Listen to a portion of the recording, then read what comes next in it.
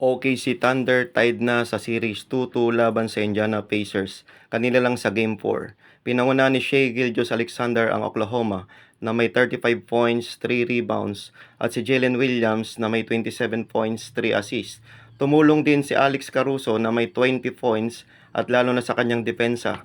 Samantala ang Indiana Pacers ay pinangunahan ni Pascal Siakam na may 20 points, 8 rebounds at ni Tyrese Haliburton na may 18 points, 7 assists. Kasama rin si Obi Toppin na may 17 points. Subalit hindi ito naging sapat para talunin nila ang Oklahoma City Thunder.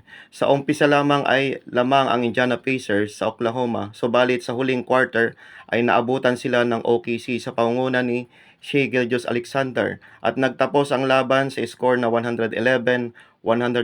Panalo ang OKC Thunder. Sa ngayon ay tabla na sila sa 2-2 at sa susunod na laban ay sa home court naman ng OKC.